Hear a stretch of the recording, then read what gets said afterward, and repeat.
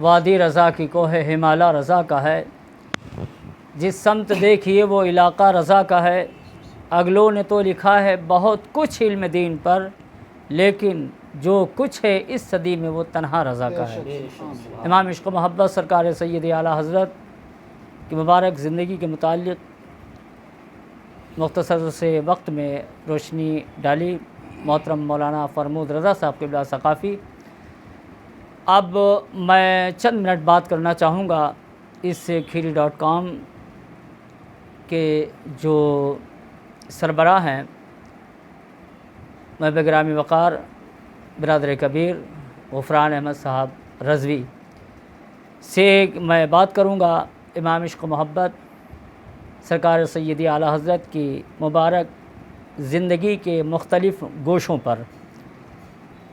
سب سے پہلے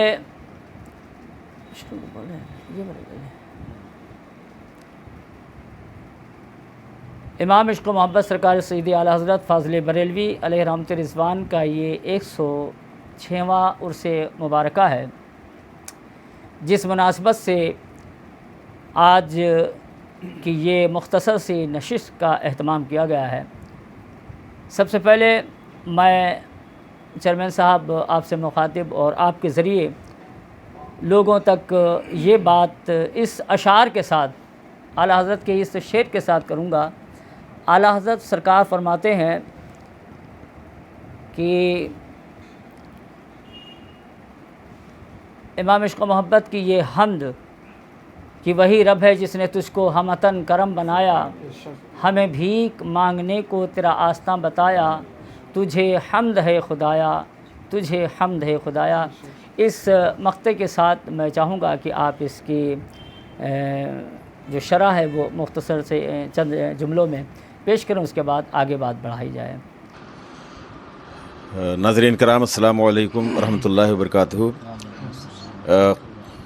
محترم قاری اختر رضا صاحب نے جو سرکار سید اعلیٰ حضرت فاضل بریلوی رحمۃ اللہ تعالیٰ علیہ کی لکھی ہوئی حمد مبارکہ ہے، اس کے مطلع سے جو آغاز کیا ہے، تو اس حمد مبارکہ کے اس مطلع سے ہی میں اعلیٰ حضرت فاضل بریلوی رحمۃ اللہ تعالیٰ علیہ کی شخصیت کے حوالے سے ایک بات عرض کرنا چاہوں گا۔ دنیا میں بہت سے شاعر ہوئے ہیں، اور اگر ہم ہندوستان کی بات کریں تو ہندوستان میں بھی ہزاروں لاکھوں شعراء کرام ہوئے، اور الگ الگ ٹاپکس پر باتیں کی ہیں، کلام لکھے ہیں۔ حمد لکھنے کی جب بات آئی تو لوگوں نے الگ الگ انداز میں اللہ تعالیٰ کی حمد بیان کی۔ ایک شاعر نے لکھا، حمد اللہ کی خوبیاں بیان کرنا، تعریف بیان کرنا اور اس کا شکر ادا کرنا کہ اس نے ساری کائنات کی تخلیق فرمائی، تمام طرح کی نعمتوں سے نوازا، ہر ایک نعمت پر اس کی حمد، اس کا شکر ادا کرتا ہے ہر شخص، ہر مسلمان۔ ایک شاعر نے لکھا، رب کا شکر ادا کر بھائی جس نے تیری گائے بنائی۔ جی ٹھیک ہے، گائے بھی جو اللہ کی مخلوق ہے اس میں گائے بھی شامل ہے، تو کوئی اللہ تعالیٰ کا جو شکر ادا کر رہا ہے اور حمد بیان کر رہا ہے وہ گائے بنانے پر کر رہا ہے۔ لیکن جب بات اعلیٰ حضرت کی آئی، اعلیٰ حضرت کیوں ہیں؟ جب بات اعلیٰ حضرت کی آئی تو اب اعلیٰ حضرت فاضل بریلوی رحمۃ اللہ تعالیٰ علیہ نے اس شخصیت کی تخلیق پر وہ شکر ادا کیا اللہ رب العزت کا، اور جیسا کہ اللہ تعالیٰ نے قرآن پاک میں بھی ارشاد فرمایا، اپنے پیارے حبیب ہمارے پیارے آقا صلی اللہ تعالیٰ علیہ وسلم کی دنیا میں تشریف آوری کے لیے کہ اللہ تعالیٰ نے ایمان والوں پر احسان فرمایا۔ حضور کی ذات دنیا میں آئی، تشریف فرما ہوئے حضور، اور تمام مسلمانوں پر، ایمان والوں پر اللہ نے احسان فرمایا۔ تو ساری جو وجہ تخلیق کائنات ہیں اعلیٰ حضرت، اسی لیے اعلیٰ حضرت ہیں، انہوں نے لکھا وہی رب ہے جس نے تجھ کو ہمہ تن کرم بنایا، ہمیں بھیک مانگنے کو تیرا آستاں بتایا، تجھے حمد ہے خدایا۔ یعنی وہ حمد بیان کر رہے ہیں تو حضور پاک صلی اللہ تعالیٰ علیہ وسلم کی دنیا میں تشریف آوری پر بیان کر رہے ہیں۔ یہ اعلیٰ حضرت کا کمال ہے۔ جہاں تک اعلیٰ حضرت کی بات کی جائے، آج ایک چھوٹا سا یہ پروگرام ہو رہا ہے، ایک نشست ہو رہی ہے، اور اعلیٰ حضرت فاضل بریلوی رحمۃ اللہ تعالیٰ علیہ کی وہ شخصیت ہے کہ ہماری زندگیاں ختم ہو جائیں گی اور ہم ان پر کچھ بیان نہیں کر سکتے ہیں۔ اتنی عظیم، کیونکہ وہ سچے عاشق رسول ہیں۔ سب سے بڑی ان کی جو خوبی ہے وہ عشق رسول ہے۔ ان کی مقدس زندگی کا سرمایہ حیات ہے عشق رسول، اور جو کچھ بھی لکھا ہے انہوں نے اپنی 65 سالہ حیات مبارکہ میں، اس میں آپ دیکھیے، چاہے وہ کنز الایمان جو قرآن شریف کا ترجمہ کیا، آپ قرآن شریف کا ترجمہ دیکھیے تو عشق رسول میں ڈوبا ہوا ہے۔ آپ ان کی نعتیہ شاعری کا جو دیوان ہے ہدایت بخشش، آپ اس کو دیکھیے، عشق رسول میں ڈوبا ہوا ہے۔ آپ فتاوی رضویہ جو فقہی مسائل کا انسائکلوپیڈیا ہے، فتاوی رضویہ کو جو آپ دیکھیے، عشق رسول میں ڈوبا ہوا۔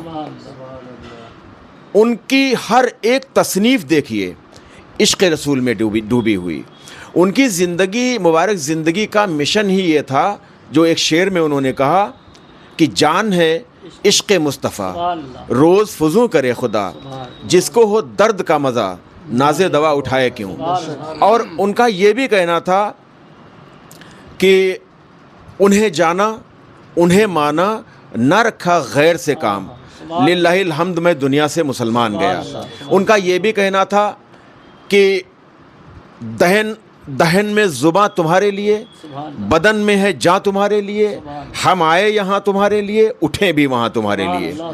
تو اعلیٰ حضرت فاضل بریلوی رحمۃ اللہ تعالیٰ علیہ کی وہ شخصیت ہے، مجھ جیسا کم علم سورج کو چراغ دکھلانے جیسی مثال بھی میں نہیں دے سکتا ہوں۔ اعلیٰ حضرت فاضل بریلوی رحمۃ اللہ تعالیٰ علیہ کی آپ 65 سالہ حیات مبارکہ کا مطالعہ کریں، اسٹڈی آپ کریں۔ اور آج ہم نے خاص طور سے جو یہاں پر یہ اہتمام کیا اور اس وقت جو کنڈکٹ کر رہے ہیں پروگرام کو، ہماری یہ خواہش تھی کہ جو نوجوان، چاہے وہ عالم دین ہوں یا اور بھی شعبوں سے جڑے ہوئے حضرات ہوں، ان کو کیونکہ ضرورت ہے اعلیٰ حضرت کو بہت، اب حالانکہ الحمدللہ بہت متعارف ہو چکی ہے شخصیت اعلیٰ حضرت کی، بہت سالوں تک، برسہ برس تک عصبیت کی گرد ڈال رکھا تھا جو لوگوں نے، اور لیکن ظاہر سی بات ہے کہ جو حق ہوتا ہے وہ سامنے آتا ہی ہے۔ اعلیٰ حضرت فاضل بریلوی رحمۃ اللہ تعالیٰ علیہ کی شاعری کی بات اگر کی جائے تو آپ ہدایت بخشش پڑھیے، ایک ایک شعر، ایک ایک اس کا مصرع ایمان کو حرارت اور جلا بخشنے والا ہے، ایمان تازہ ہو جاتا ہے۔ آپ کنز الایمان کی بات کریں، اگر اعلیٰ حضرت کا ترجمہ پوری دنیا میں، بہت سے لوگوں نے ترجمہ کیا قرآن شریف کا، پوری دنیا میں اعلیٰ حضرت کا جو ترجمہ ہے قرآن شریف کا، سب سے بہتر ترجمہ قرار دیا گیا ہے کہ اس سے بہتر کوئی ترجمہ نہیں ہے۔ یعنی قرآن کا ترجمہ ہو رہا ہے اور حضور کے عشق میں ڈوبا ہوا، آقا صلی اللہ تعالیٰ علیہ وسلم کے ادب و احترام کا پورا پاس کرتے ہوئے، جہاں جہاں بھی اللہ رب العزت نے اپنے محبوب کو مخاطب فرمایا تو وہاں وہاں اعلیٰ حضرت نے ترجمہ ہی یہ کیا کہ آپ فرما دیجئے میرے محبوب آپ فرما دیجئے، میرے محبوب آپ فرما دیجئے۔ بہت خاص ایک بات ناظرین میں آپ کو یہ بتانا چاہتا ہوں کہ دنیا میں اور خاص طور سے 14ویں صدی اور 15ویں صدی میں کوئی ایسی شخصیت نہیں ہوئی جس نے 26 گھنٹوں کے اندر قرآن شریف کا ترجمہ کیا ہو۔ سبحان اللہ۔ مشہور یہ ہے کہ اعلیٰ حضرت نے رمضان المبارک کے ایک پورے مہینے میں قرآن کا ترجمہ کیا، لیکن اس ایک مہینے، یقیناً ایک مہینے میں کیا، لیکن ایک مہینے کا اگر آپ حساب کریں، صدر الشریف رمضان المبارک کا مہینہ شروع ہو گیا۔ چیئرمین صاحب، اعلیٰ حضرت نے جو کنز الایمان لکھا، یعنی قرآن عظیم کا ترجمہ کیا، تو ایسا کون سا موقع رہا جس موقع پر کہ یہ ضرورت پڑی کہ کنز یعنی قرآن عظیم کا صحیح ترجمہ کیا جائے، اور کس کے کہنے پر امام عشق و محبت نے یہ ترجمہ کیا؟ اصل میں بات یہ تھی کہ اکثر خطوط آتے تھے اعلیٰ سرکار سیدی اعلیٰ حضرت فاضل بریلوی رحمۃ اللہ تعالیٰ علیہ کی بارگاہ میں، کبھی کچھ خطوط میں آپ کو حافظ بھی لکھ دیا گیا، تو کچھ ایک وجہ یہ بھی بتائی جاتی ہے۔ دوسری جو سب سے بڑی وجہ ایک یہ تھی کہ جس مسجد میں بریلی شریف کی مسجد سرکار اعلیٰ حضرت فاضل بریلوی رحمۃ اللہ تعالیٰ علیہ کی، جس میں رمضان المبارک کا مہینہ بالکل قریب آ گیا، اور جو حافظ صاحب تھے غالباً ان کی کچھ طبیعت ناساز ہو گئی ہے یا باہر وہ اپنے گھر چلے گئے تھے۔ مسئلہ درپیش تھا کہ نماز تراویح کون پڑھائے گا، قرآن کون سنائے گا۔ تو اب سرکار سیدی اعلیٰ حضرت فاضل بریلوی رحمۃ اللہ تعالیٰ علیہ کی بارگاہ میں یہ تشویش رکھی گئی، تو آپ نے فرمایا کہ اللہ انتظام فرمائے گا۔ نہیں آئے، چاند نکل آیا۔ اعلیٰ حضرت فاضل بریلوی رحمۃ اللہ تعالیٰ علیہ نے صدر الشریعہ حضرت مولانا امجد علی رضوی رحمۃ اللہ تعالیٰ علیہ ان کو بلایا، اور ان سے فرمایا کہ 1.5 پارہ سنائیے مجھ کو۔ 1.5 پارہ سنایا، مغرب سے اور عشاء کے درمیان سنایا، اعلیٰ حضرت نے سن لیا، اور عشاء کی نماز کے بعد تراویح کی نماز میں وہ 1.5 پارہ سنا دیا۔ 1 گھنٹہ، صرف 1 گھنٹے کی مجلس ہے۔ اسی طرح سے روزانہ یہ دستور ہو گیا، سناتے تھے، اور اعلیٰ حضرت سن کے اور اس کے بعد میں وہ پڑھاتے تھے، تراویح میں سناتے تھے۔ 26 دنوں کے اندر 1 گھنٹہ روزانہ، 26 دنوں کے اندر، یعنی مجموعی طور پر ٹوٹلی 26 گھنٹے ہوئے۔ 26 دنوں کے اندر پورا قرآن مکمل کر لیا، یعنی 26 گھنٹے میں اعلیٰ حضرت فاضل بریلوی رحمۃ اللہ تعالیٰ علیہ نے قرآن کو حفظ فرما لیا 26 گھنٹے میں۔ اب بات جب کنز الایمان کی آتی ہے حاجی صاحب، تو کنز الایمان یعنی ترجمہ، تو ترجمے کی جب بات آتی ہے تو صدر الشریعہ، بڑا احسان ہے صدر الشریعہ کا، باہر شریعت دی، بہت احسان ہے صدر الشریعہ کا۔ صدر الشریعہ نے اعلیٰ حضرت سے گزارش کی کہ حضور بہت ترجمے ہیں اور بہت غلط تراجم کے ساتھ آ رہے ہیں، آپ ترجمہ فرمائیے قرآن شریف کا۔ اعلیٰ حضرت نے فرمایا کہ کہاں اتنا وقت ہے میرے پاس۔ جب کافی اصرار کیا تو سرکار سیدی اعلیٰ حضرت فاضل بریلوی رحمۃ اللہ تعالیٰ علیہ نے آپ سے فرمایا کہ ٹھیک ہے، پھر عصر کی نماز کے بعد بیٹھ جائیے۔ سلسلہ شروع ہو گیا، عصر کی نماز کے بعد میں بیٹھتے تھے۔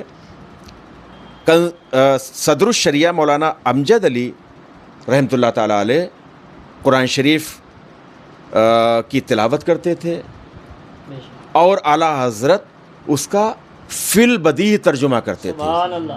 کوئی کتاب نہیں ہوتی تھی۔ اور ایک چیز ہم آپ کو اور بتا دیں کہ قرآن کی تفسیر کرنا آسان ہے، قرآن کا ترجمہ کرنا بہت مشکل کام ہے، کیونکہ عین منشاء الہی کے مطابق کیا جاتا ہے کہ جو قرآن کی جو آیات ہیں، قرآن کی جو صورتیں ہیں، جو اللہ رب العزت کی منشا ہے، اس منشا کے مطابق ہی ترجمہ کرنا ہوتا ہے۔ جس نے بھی ترجمے کیے ہیں اس نے کتابوں کو دیکھ کر ترجمے کیے ہیں، لیکن اعلیٰ حضرت نے ترجمہ جب قرآن کا کیا، کوئی کتاب نہیں ہوتی تھی، ایک بھی کتاب نہیں ہوتی تھی، اور وہ مولانا صدر الشریعہ مولانا امجد علی انصاری رحمۃ اللہ علیہ وہ قرآن شریف کی تلاوت کرتے تھے، اور اعلیٰ حضرت فی البدیہہ ترجمہ لکھواتے تھے۔ اس طرح سے 1 مہینہ کے اندر، یعنی 30 گھنٹوں کے اندر قرآن شریف کا ترجمہ ہوا کنز الایمان کے نام سے، جو آج پوری دنیا کے اندر سب سے بہتر ترجمہ مانا جاتا ہے۔ تو یہ اعلیٰ حضرت کی کرامت ہے۔ لوگ کہتے ہیں کہ کرامت، وہ تو مولوی تھے، مولانا تھے، ولی، بہت سے لوگ مطلب ہیں وہ اپنے آپ میں اہل سنت ہی کہلاتے ہیں، لیکن وہ کہتے ہیں اس سے زیادہ کیا آپ دیکھنا چاہتے ہیں، اس سے زیادہ کیا آپ ان کے علوم کو دیکھیے۔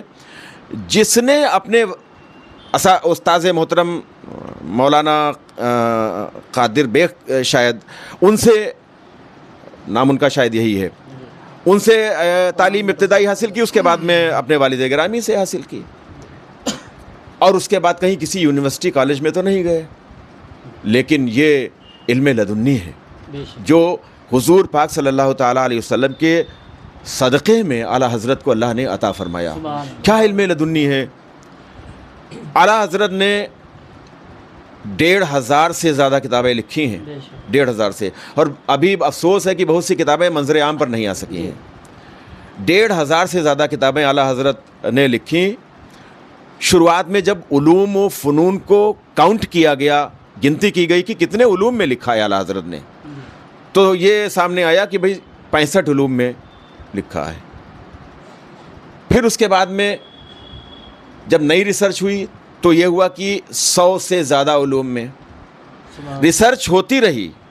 اعلیٰ حضرت نے جو کچھ بھی لکھا، ریسرچ ہوتی رہی، علوم و فنون میں اضافہ ہوتا رہا، اور اس کے بعد میں نئی ریسرچ کے مطابق پھر یہ ہوا کہ سرکار سیدی اعلیٰ حضرت فاضل بریلوی رحمۃ اللہ تعالیٰ علیہ کو 550 سے زیادہ علوم و فنون پر کمانڈ حاصل تھا، دسترس حاصل تھی۔ یہ نئی ریسرچ آئی، اس سے زیادہ ایک ریسرچ آئی سامنے حاجی صاحب، اس سے زیادہ ایک ریسرچ آئی کہ جب محققین تھک گئے کہ اب اعلیٰ حضرت کے 550 سے زیادہ علوم و فنون سامنے آ رہے ہیں، تو پھر یہ لکھ دیا کہ جس علم و فن میں اعلیٰ حضرت سے جو مسئلہ پوچھا گیا، جو سوال کیا گیا، اسی علم و فن کے مطابق اعلیٰ حضرت نے فتویٰ دے دیا۔ اب ان کوئی گنتی نہیں ہے۔ اللہ نے اپنے محبوب کے صدقے میں ان کو کتنے علوم و فنون سے نواز دیا، کوئی اس کی گنتی نہیں ہے، اور اعلیٰ حضرت کے علم کا کوئی انکار کر بھی نہیں سکتا ہے۔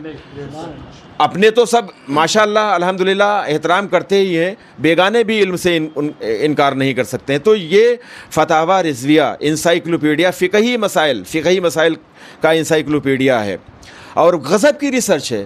بحیثیت سائنسداں آپ دیکھیے اعلیٰ حضرت کو، بحیثیت منطقی دیکھیے اعلیٰ حضرت کو، بحیثیت فلاسفر آپ اعلیٰ حضرت کو دیکھیے، علم نجوم کے ماہر کے طور پر دیکھیے، علم توقیت کے ماہر کے طور پر آپ دیکھیے، علم ہندسہ کے ماہر کے طور پر آپ دیکھیے، علم تجوید کے ماہر کے طور پر آپ دیکھیے، علم تفسیر کے ماہر کے طور پر آپ دیکھیے۔ آپ ان کو بحیثیت مفسر دیکھیے، بحیثیت محقق دیکھیے، اور مجدد تو وہ ہیں 14ویں صدی کے۔ تو غضب کی اعلیٰ حضرت کی تحقیق ہے، غضب کی میں تو دعوت دیتا ہوں، اور خاص طور سے نوجوانوں کو، پڑھے لکھے جو نوجوان ہیں، میں دعوت دیتا ہوں کہ فتاوی رضویہ کا مطالعہ کیجیے۔ سائنس کہاں اعلیٰ حضرت سائنس پڑھنے کے لیے گئے تھے؟ کہیں نہیں گئے تھے، لیکن سائنس کے حوالے سے جب اعلیٰ حضرت نے آئزک نیوٹن رد کر دیا، جو فلسفہ تھا ڈارون کا، رد کیا، رد بلیغ آپ نے فرمایا۔ غضب کی اعلیٰ حضرت نے تحقیق فرمائی کہ زمین ساکن ہے۔ تقریباً 105 دلائل کے ساتھ اعلیٰ حضرت نے فوز مبین در رد حرکت زمین کتاب تصنیف فرمائی، 105 دلائل کے ساتھ۔ اعلیٰ حضرت غضب کی تحقیق فرماتے تھے اعلیٰ حضرت، اور جب کبھی کوئی مسئلہ پوچھا جاتا تھا۔ اچھا ایک چیز اور بتا دوں، بس بات ختم کر رہا ہوں تاکہ سبھی کو خراج عقیدت پیش کرنے کا موقع مل جائے۔ اعلیٰ حضرت فاضل بریلوی رحمۃ اللہ تعالیٰ علیہ سے صرف عوام ہی سوال نہیں کرتے تھے، عوامی مسائل کے حل کے لیے نہیں اپنے خطوط بھیجتے تھے۔ ایک تہائی سے زیادہ علماء کرام، مفتیان کرام، دانشوران اپنے وقت کے ہوتے تھے، جو اعلیٰ حضرت کی بارگاہ میں جب وہ کسی چیز پر ان کو شبہ ہوتا تھا یا کسی چیز کے بارے میں جانکاری حاصل کرنا ہوتی تھی، بھیجتے تھے۔ مرجع العلماء ہیں اعلیٰ حضرت، سبحان اللہ، اعلیٰ حضرت کی ذات مبارکہ۔ تو اعلیٰ حضرت فاضل بریلوی رحمۃ اللہ تعالیٰ علیہ کی آپ دیکھیے فوز مبین در رد حرکت زمین، یعنی زمین ساکن ہے، آج تک اس کی کوئی کاٹ نہیں کر سکا ہے۔ اور یقین جانیے بہت ضرورت ہے ایسے پڑھے لکھے نوجوانوں کو سامنے آنے کی، کہ جو اس کتاب کو ابھی تو ان کی کتاب کو پورا یقین مانیے پڑھ کے سمجھا نہیں گیا ہے، پڑھ کے سمجھا نہیں گیا ہے کہ کیا لکھ دیا ہے اعلیٰ حضرت نے، کوئی کاٹ نہیں ہو سکی ہے، 100 سال سے زیادہ کا عرصہ ہو چکا۔ تو سائنس کی فیلڈ میں اگر جائیں تو اس میں دیکھیں، علم ریاضی میں آپ آئیں تو علم ریاضی میں دریا بہاتے ہوئے آپ نظر آ رہے ہیں۔ جس شعبے میں، جس میدان میں اعلیٰ حضرت گئے ہیں، انہوں نے علم کے دریا بہا دیے ہیں۔ اور سب سے خاص جو میں نے پہلے عرض کیا تھا کہ جو سرمایہ حیات ہے اعلیٰ حضرت کا، وہ عشق रसूल है। माशाअल्लाह मुख्तसर से वक्त में और सही कहा चेयरमैन साहब ने कि इमाम इश्क मोहब्बत आला हज़रत की ज़ात पर बोलने के लिए ये थोड़ी देर क्या, घंटों नहीं बल्कि बहुत वक्त की ज़रूरत है, और जिसके लिए इल्म भी वैसा होना चाहिए। इसलिए आला हज़रत सिर्फ़ हज़रत ही नहीं बल्कि आला हज़रत हैं, तो उनकी ज़ात पर कुछ बोलना या रोशनी डालना बड़ी बात है। खैर मुख्तसर से वक्त में चंद गोशों पर चेयरमैन साहब के ज़रिए गुफ्तगू हुई। मैं अब इस वक्त 2 मिनट लेना चाहूँगा हाफ़िज़ मोहम्मद नोमान बरकाती साहब से कि उर्स रज़वी आने वाला है। आज मंगल है और इंशाअल्लाह जुमेरात, जुमा, सनीचर 29-30 अगस्त को उर्स रज़वी होने वाला है। क्या कहेंगे उर्स रज़वी के मुतालिक, और ज़ायरीन के लिए जो आला हज़रत के उर्स में शिरकत करेंगे उनके मुतालिक हाफ़िज़ नोमान साहब क्या आप कहना चाहेंगे? अस्सलामु अलैकुम व रहमतुल्लाहि व बरकातुहू। नहमदुहु व नुसल्ली व नुसल्लिम अला रसूलिहिल करीम, अम्मा बाद। फ़ऊज़ु बिल्लाहि मिनश शैतानिर रजीम, बिस्मिल्लाहिर रहमानिर रहीम। व अम्मस्साइल फ़ला तनहर। आमन्तु बिल्लाहि सदक़ल्लाहुल अज़ीम व सदक़ रसूलुहुन नबियुल अमीनुल मुबीनुल मतीनुल करीम। व नहनु अला ज़ालिका लमिनश शाहिदीन व शाकिरीन वल्हम्दुलिल्लाहि रब्बिल आलमीन। मुल्के सुखन की शाही तुमको रज़ा मुसल्लम, मुल्के सुखन की शाही तुमको रज़ा मुसल्लम। जिस समत आ गए हो सिक्के बिठा दिए हैं, जिस समत आ गए हो सिक्के बिठा दिए हैं। आइए सबसे पहले इंतहाई अक़ीदत मोहब्बत के साथ हुज़ूर ग़ैबदा नबी सल्लल्लाहु ताला अलैहि वसल्लम की बारगाह में दुरूद शरीफ पढ़ें। अल्लाहुम्मा सल्लि अला सय्यदना व मौलाना मुहम्मदिन व बारिक वसल्लिम। सल्लु अलैहि सलातन व सलामन अलैका या रसूल अल्लाह सल्लल्लाहु ताला अलैहि वसल्लम। आज यहाँ पर हम और आप उस हस्ती का ज़िक्र करने के लिए मौजूद हैं। यकीनन जब किसी हस्ती का ज़िक्र होता है तो उस हस्ती का जो ज़िंदगी उसके बारे में पता चलता है, लेकिन आला हज़रत उस हस्ती का नाम है। जब आला हज़रत का ज़िक्र किया जाता है तो साथ में रसूल अल्लाह का भी ज़िक्र हो जाया करता है। आज आला हज़रत का एहसान हम पर और आप पर है। यकीनन अगर पूरी ज़िंदगी हम और आप आला हज़रत की बारगाह में खिराज अक़ीदत पेश करें, उसके बावजूद भी उनके जो एहसानात हैं उसको हम पूरा नहीं कर सकते, क्योंकि आला हज़रत ने हमारी ईमान की हिफाजत की है, हमारे अक़ीदे की हिफाजत की है। आला हज़रत की जब उम्र शरीफ 4 साल गालिबन हुई, उस वक्त आपने पूरा नाज़िरा मुकम्मल कर लिया था 4 साल की उम्र में। और जो सबसे पहले हुज़ूर सल्लल्लाहु ताला अलैहि वसल्लम की बारगाह में जो मौजू था मिलाद मुस्तफ़ा सल्लल्लाहु ताला अलैहि वसल्लम, आपने उस महफ़िल में जब ज़िक्र किया था, यानी जब ख़िताब किया था, जब आपकी उम्र शरीफ गालिबन 6 साल की थी।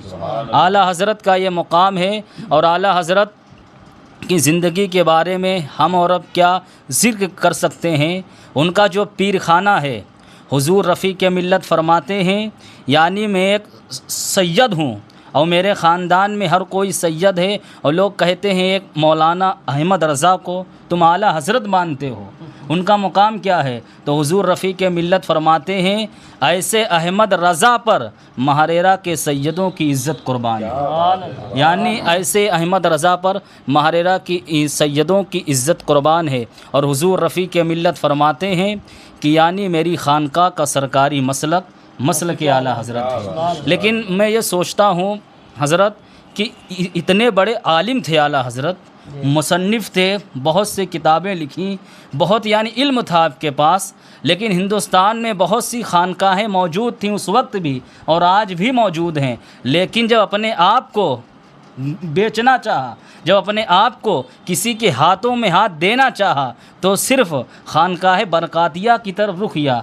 इसका मामला क्या है जी? तो ये तो सिर्फ़ उनके पीरो मुर्शिद आले रसूल महारेरवी रदी अल्लाह ताला जान सकते हैं और आला हज़रत जान सकते हैं कि आला हज़रत को उनके पीर ने कौन सी ऐसी बातें दिखाईं, कौन सी ऐसी करामत दिखाईं जिससे यानी आला हज़रत آپ کی بارگاہ میں مرید ہو گئے۔ یہ تو وہ جانے اور آل رسول مہریروی جانے، لیکن ایک چھوٹی سی بات میں آپ کے سامنے رکھنا چاہتا ہوں۔ حضور احسن العلماء کی زندگی تھی، یعنی حضور احسن العلماء موجود تھے، اور حضور احسن العلماء کے بڑے بھائی حضور سید العلماء رحمۃ اللہ تعالی علیہ وہ بھی موجود تھے۔ تو آپ کی خانقاہ کے بہت سے مرید تھے۔ ایک مرید تھے علامہ مفتی شریف الحق صاحب امجدی رحمۃ اللہ تعالی علیہ، جس کو حضور احسن العلماء اپنا مفتی کہتے تھے، یعنی بہت مانتے تھے، بہت عشق کرتے تھے، اور حضور یعنی مفتی شریف الحق صاحب یعنی ہر مہینے مہاراجہ شریف حاضر ضرور ہوتے تھے۔ تو ایک دن بعد نماز عصر کے بعد حضور سید العلماء اپنی مسند پہ بیٹھے تھے اور حضور احسن العلماء بیٹھے ہوئے تھے۔ تو علامہ مفتی شریف الحق صاحب حاضر ہوئے، سلام پیش کیا، اس کے بعد گفتگو ہوتی رہی۔ اس کے بعد علامہ مفتی شریف الحق صاحب نے کہا حضور مجھے یعنی مجھے جتنی مزارات بنی ہیں ان کی زیارت کرنی ہے، یعنی ہم کو گنبد میں جانا ہے اور زیارت کرنی ہے۔ تو حضور سید العلماء نے اپنے بھائی حضور احسن العلماء سے کہا جاؤ مفتی صاحب کو لے جاؤ اور مفتی صاحب کو مزار شریف کی زیارت کروا کے لے آؤ۔ تو علامہ مفتی شریف الحق صاحب فرماتے ہیں میں اور میرے ساتھ اور 2-3 لوگ تھے، اور حضور احسن العلماء رحمۃ اللہ تعالی علیہ آگے تھے اور ہم لوگ پیچھے تھے۔ تو جیسے ہی یعنی ہم لوگ گنبد برکات کی طرف آگے بڑھتے رہے تو یعنی مزار شریف کا دروازہ لاک تھا۔ تو حضور احسن العلماء نے اپنے مقدس ہاتھوں سے اس دروازے کو کھولا، اور کھولنے کے بعد کہا لو مفتی صاحب زیارت کر لو۔ تو مفتی صاحب کہتے ہیں جیسے ہی مجھ سے یعنی حضور احسن العلماء نے کہا لو مفتی صاحب زیارت کر لو، تو لوگوں کا کہنا ہے اور حضور احسن العلماء فرماتے ہیں کہ مفتی صاحب وہاں پر بے ہوش ہو گئے تھے۔ مفتی صاحب وہاں پہ بے ہوش ہو گئے۔ اس کے بعد جب یعنی ہوش آیا تو لوگوں نے پوچھا حضور آپ بے ہوش کیوں ہو گئے تھے؟ تو کہا حضور احسن العلماء نے جب ہم سے فرمایا لو مفتی صاحب زیارت کر لو مزار شریف کی، تو اللہ اس بات کا گواہ ہے، میں اللہ کی قسم کھا کر کہتا ہوں صاحب البرکات کی جو مزار بنی تھی تو صاحب یعنی حضور صاحب البرکات مزار کے اوپر موجود تھے، بیٹھے ہوئے تھے، اور جو حضور شمس مہریرہ کی مزار بنی تھی اس پہ حضور اچھے میاں بیٹھے ہوئے تھے، اور جو اعلیٰ حضرت کے پیر و مرشد کی مزار تھی آل رسول احمدی مہریروی کی وہ اپنی مزار پہ بیٹھے تھے۔ تو ہمارے آنکھ میں اتنی طاقت نہیں کہ ان لوگوں کو اپنے آنکھ سے دیکھ سکیں۔ تو یعنی جب حضور احسن العلماء رحمۃ اللہ تعالی علیہ اعلیٰ حضرت کو اتنا یعنی حضور شریف الحق صاحب کو اتنا سب کچھ دکھا سکتے ہیں، تو یعنی اعلیٰ حضرت کو آل رسول نے کیا کیا دکھایا، یہ تو آل رسول جانے اور اعلیٰ حضرت جانے۔ جب اعلیٰ حضرت پوری زندگی 2 مرتبہ حرمین شریفین کی زیارت کے لیے روانہ ہوئے۔ جب آپ کی عمر 23 سال کی تھی تو آپ نے حج کیا اپنی ماں کے ساتھ۔ تو یعنی اس وقت آپ نے جو حج کیا، جو آج اس وقت ہیلی کاپٹر جہاز وغیرہ ہوتے ہیں اس میں نہیں، پانی والے جہاز میں آپ بیٹھے۔ تو بیٹھنے کے بعد تھوڑی گھنٹے کے بعد جہاز ڈوبنے لگا، طوفان آنے لگا۔ تو یعنی جو جہاز کا کیپٹن تھا اس نے لوگوں سے کہا طوفان آنے والا ہے اور یعنی تیاری کرو، جہاز ڈوبنے والا ہے۔ لوگ پریشان ہونے لگے، چیخیں نکلنے لگیں۔ تو اعلیٰ حضرت اس وقت کچھ لکھ رہے تھے، کچھ یعنی اعلیٰ حضرت کی زندگی، آپ نے پوری زندگی کو ایسا کام نہیں کیا جو شریعت کے خلاف ہو، ہر کام سنت کے مطابق کیا۔ آپ کچھ لکھ رہے تھے تو آپ کی والدہ نے کہا بیٹا احمد رضا کیا تم نے اس اعلان کو سنا ہے؟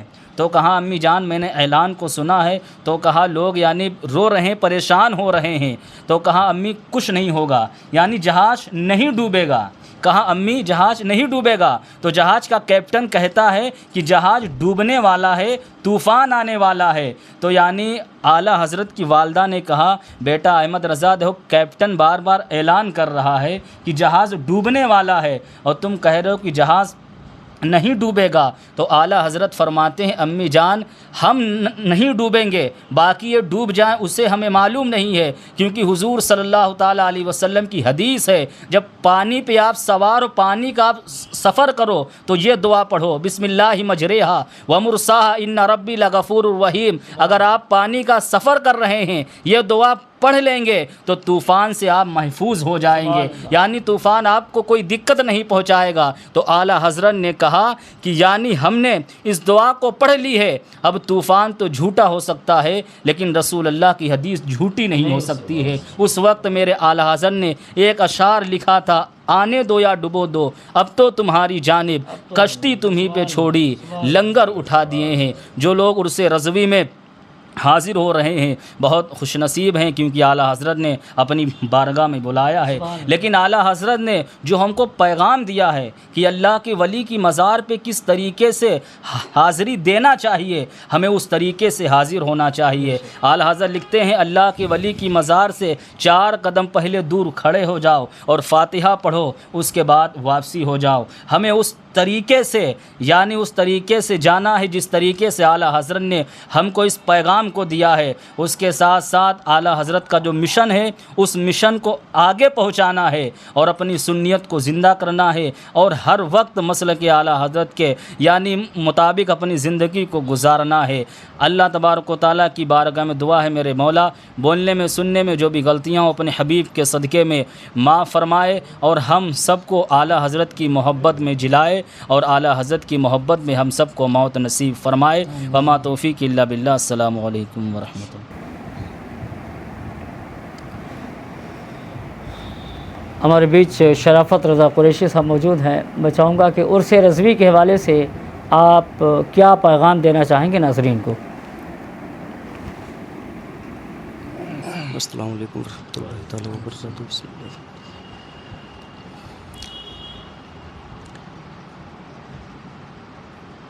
یہ جو عرس ہے سرکار سیدی اعلیٰ حضرت کا جی الحمدللہ، تو اس عرس میں جانے والے جیسے کہ حافظ جی نے کہا کہ بڑے خوش نصیب لوگ ہیں، الحمدللہ بالکل خوش نصیب ہیں۔ اور صرف اہل سنت والجماعت ہی نہیں، جب سب تعریف کرتے ہیں ماشاءاللہ غیر بھی تعریف کرتے ہیں، اور کافی تعداد میں وہاں پہ جیسے ہندو حضرات بھی ہیں الحمدللہ وہ بھی تعریف بھی کرتے ہیں، جیسے کہ ہمارے آقا کریم صلی اللہ تعالیٰ علیہ وسلم پوری کائنات کے لیے رحمت للعالمین ہے، رحمت ہیں سب کے لیے، ٹھیک ہے۔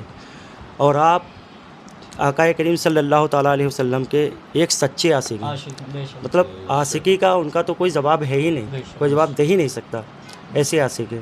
تو الحمدللہ یہیں سے اندازہ لگا سکتا ہے کہ وہاں سے فیض کیا ملتا ہے، جو ہم جیسے ہم جاتے ہیں الحمدللہ ہم تو خوش نصیب ہیں۔ اور میں دعوت دیتا ہوں ان لوگوں کو بھی جو ہمیشہ کہتے رہتے ہیں کہ اعلیٰ حضرت ہیں کیا، یہ اعلیٰ حضرت کیوں کرتے رہتے ہو۔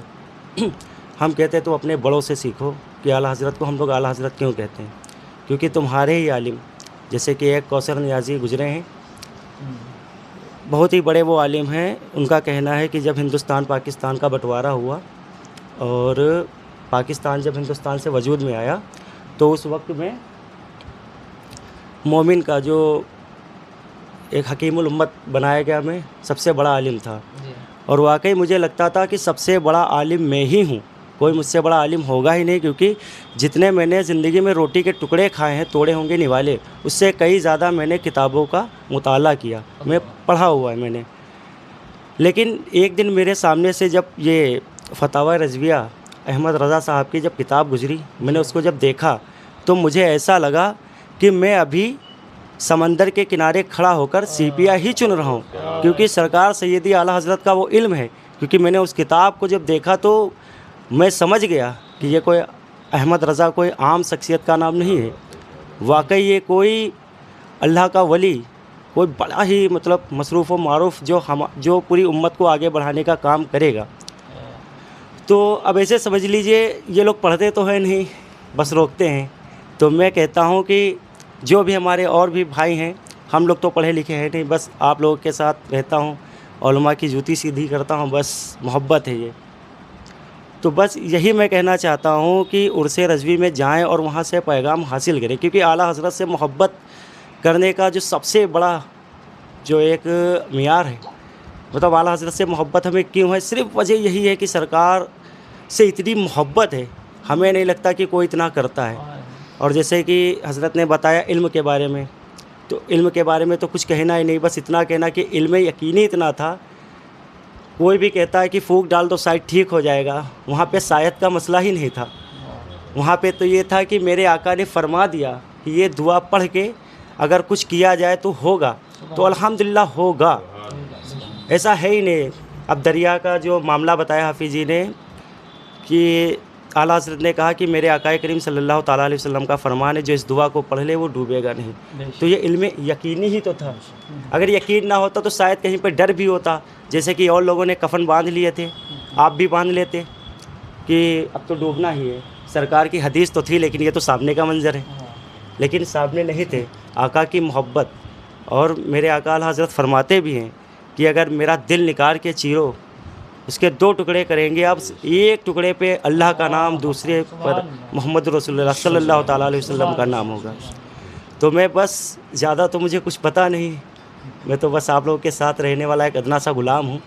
اتنا ہی کہنا چاہتا ہوں کہ سرکار سید اعلیٰ حضرت کے عرس میں جائیں ادب کے دائرے میں، ٹھیک ہے، اور وہاں پہ درود پاک کا ورد کریں زیادہ سے زیادہ۔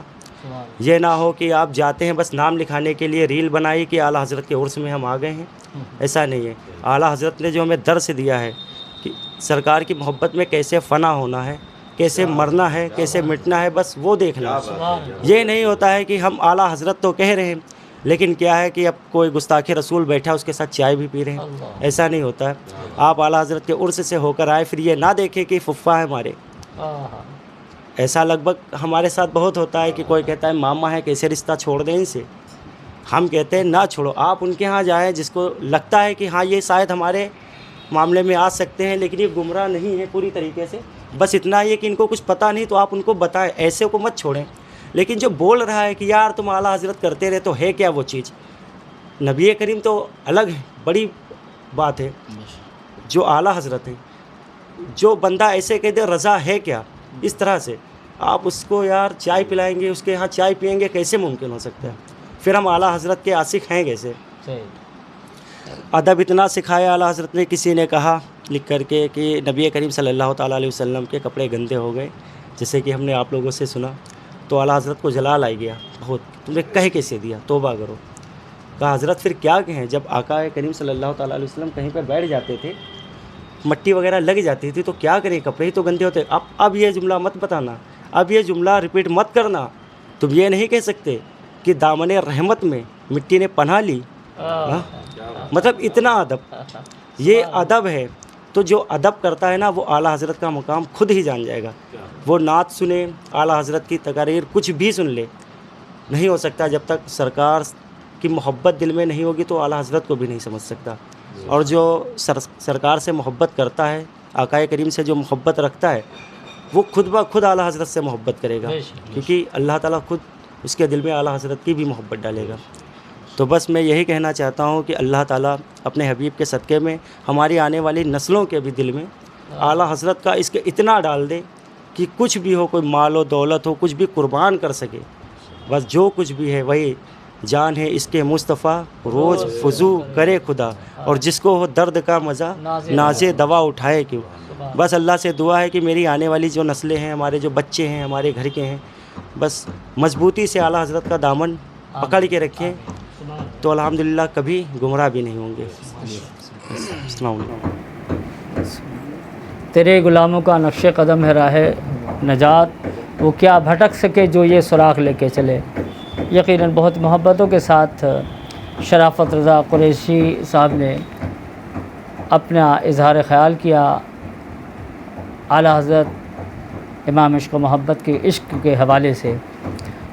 ناظرین کرام، ہمارے قصبے میں بہت سے نوجوان بھائی ہیں، میں سب سے ایک اپیل کرنا چاہوں گا کہ دینی مسائل کے لیے اور کچھ سیکھنے کے لیے یا اپنا پیغام، اپنا اظہار خیال مسائل کے ذریعے، دینی مسائل کے ذریعے، یا جیسے کہ اس وقت عرس رضوی کے موقع پر ہم لوگ یکجا ہوئے، آنے والا ربیع النور شریف ہے، اس مبارک موقع پر آپ اس طریقے سے اپنا اظہار خیال اور اپنا خراج عقیدت پیش کر سکتے ہیں، جس کے لیے آپ مجھ سے یا چیئرمین صاحب سے رابطہ کریے۔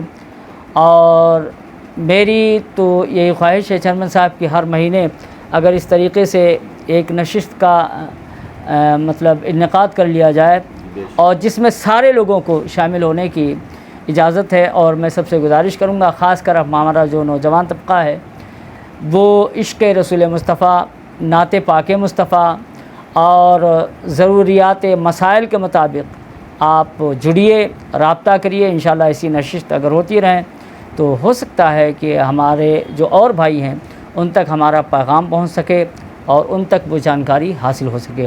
اب آخر میں چاہوں گا رضوی صرافہ ہاؤس کے مالک میرے بڑے بھائی حاجی نسیم الدین صاحب انصاری، اب ان کا عشق رضا کے متعلق یوں ہی دیکھ لیجئے کہ ان کی جو دکان ہے اس کا نام ہی رضوی صرافہ ہے۔ تو میں چاہوں گا کہ چند جملے عرس رضوی کے حوالے سے ناظرین کو مخاطب ہو کے فرما دیں تاکہ ان کا بھی خراج عرس رضوی کے مبارک موقع پر امام عشق و محبت اعلیٰ حضرت کی بارگاہ میں پیش ہو جائے۔ حاجی نسیم الدین صاحب رضوی۔ محبت تو 8 سال کا جب میں تھا تو حضور مفتی اعظم ہند کو اپنا ہاتھ ان کے ہاتھوں میں دے دیا تھا، اور 8 سال کی عمر سے اب لگ بھگ 58 سال کی عمر میری ہو رہی ہے۔ کیا بات، 50 سال پورے۔ تو محبتیں بڑھتی ہی گئیں میری، سبحان اللہ۔ اور اتنی محبت بڑھی کہ میں نے اپنی دکان کا نام انہی کے نام سے رکھ دیا، رضوی صرافہ۔ سبحان اللہ۔ تو یہ محبت کی دلیل یہی ہے میری۔ اور ان کے شعر مجھے ایک شعر ان کا جو ہے بہت ہی دل میں اتر گیا کہ ڈھونڈا ہی کریں صدر قیامت کے سپاہی، وہ کس کو ملے جو تیرے دامن میں چھپا ہو۔ تو سارے راستے اعلیٰ حضرت نے ہم لوگوں کو ایسے بتا دیے کہ دل کبھی بہک ہی نہیں سکتا ہے۔ بے شک انشاءاللہ۔ اور تعریف کیا کریں، اور میرا بیٹا بھی حضور تاج الثریہ کا مرید ہے، اور ماررہ شریف سے میری بیوی بھی مرید ہیں۔ تو بہت محبتیں جڑی ہیں، اور یہی دعا ہے کہ راستہ اگر صحیح چننا ہے تو بریلی سے جڑ جائیں۔ سبحان اللہ۔ بہت اچھا میسج ہے۔ سبحان اللہ۔ ٹھیک، السلام علیکم۔ تمامی حضرات جو موجود ہیں، میں تہہ دل سے سب کا شکریہ ادا کرتا ہوں، اور اختتام میں اعلیٰ حضرت سرکار امام عشق و محبت کا وہ کلام مطلع اور مقطع سے میں اختتام کرنا چاہوں گا۔ درود شریف پڑھ لیں صلی اللہ علیہ یا رسول اللہ صلی اللہ تعالی علیہ وسلم۔ وہ اس حوالے سے ہے کہ امام عشق و محبت سرکار اعلیٰ حضرت رضی اللہ تعالی عنہ کے منجلے بھائی حضرت علامہ حسن، استاد زمن علامہ حسن رضا خان بریلوی علیہ رحمۃ رضوان فن شاعری میں داغ دہلوی کے شاگرد ہیں۔ جب استاد زمن کے کئی کلام جمع ہو جاتے تو اصلاح کے لیے داغ دہلوی کے پاس آپ اصلاح کے لیے بھیجتے تھے۔ ایک مرتبہ کا واقعہ یوں ہے کہ آپ کے بیٹے یعنی استاد زمن کے بیٹے مولانا حسنین رضا، جو کہ بریلی شریف سے دہلی شریف جاتے اور داغ دہلوی کی بارگاہ میں استاد زمن کے کلام پیش کرتے، وہ آپ اصلاح فرماتے۔ ایک مرتبہ مولانا حسنین رضا بریلی شریف سے دہلی کے لیے روانہ ہو رہے تھے۔ اتفاق سے امام عشق و محبت اعلیٰ حضرت نے پوچھا کہ کہاں کا جانا ہو رہا ہے؟ تو استاد زمن کے بیٹے مولانا حسنین رضا خان صاحب نے کہا کہ چچا جان، دہلی جا رہا ہوں ابا حضور کے کلام کی اصلاح کی غرض سے داغ دہلوی صاحب کے پاس۔